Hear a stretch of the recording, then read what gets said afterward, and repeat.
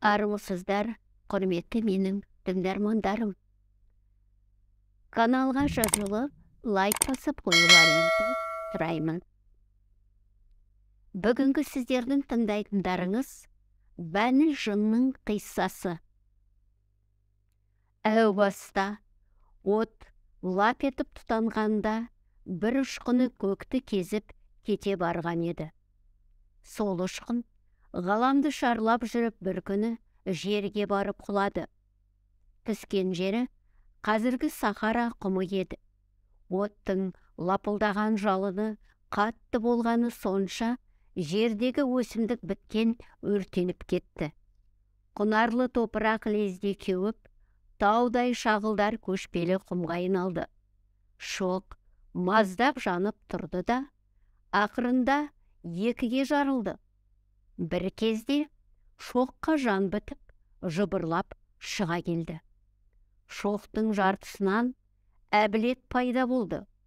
Ол азу тісі ақсиған, желкесі күжірейген, арыстан басты, шаян құйрықты, қорқынышты құбыжыққа айналды. Құйрығымен екі бүйірін кезек-кезек қамшылап еді, ұшынан от шашырады. Ал екінші жартысынан Тәбілет тірілді. Ол көздері шоқтай жанған, қап-қара қасқыр басты, жылан құйрықты еді. Ол екеуі екі аяғымен адымдаса адамға, төрт аяғымен жүгірсе айуанға ұқсайтын. Қанатын қақса құс сияқты ұша жөнелетін. Кейде жердің астына, кейде судың түбіне түсіп мекендей беретін.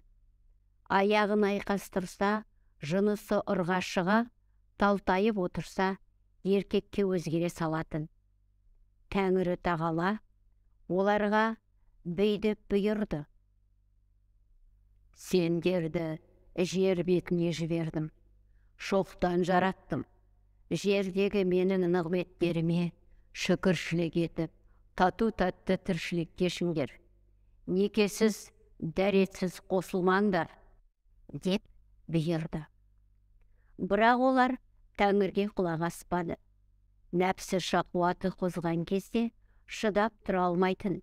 Көрінген жерде некесіз қосылып, айқасып жата беретін.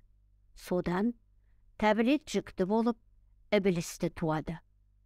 Олардың ұрпағы некесіз болғасын, Тәбілеттің толғағы ауыр болыпты. Ол Ібілісті қара тастың үстінде босанады. Сол кезде Ібіліс иегімен қара тасқа тиеді. Содан иегі екіге жарылып, ойылып қалады. Кейін осы кемдігін жасыру үшін қауғада етіп сақал қойып жүретін болыпты. Әбілет пен Тәбілет некесіз қосылып ұрпағын күн санап көбейте береді. Ібілістен соң Ашына деген қызды туады. Артынша Дию мен Жын деген егіз баласын дүниеге келді. Жынның нәсілі қыз екен. Олардың соңынан Түлен мен Құлан деген екі егіз ұл, Албасты мен Үбе деген екі қыз туады. Ібіліс өзінің туған қарындасы Ашынаға көңіл ауады. Бірақ әке-шешесі оны Жынға айттырып, Ашынаны Диюға бермек болады. Ібіліс әке-шешесіне білдіртпей, Ашынамен көңіл қосады. Осыдан бастап, некесіз қатынас қылып күнә жасайтындарды Ашына, Ашыналар деп атайды екен. Каналға тіркеліп, қоңыраушаны басуды естеріңізге саламын.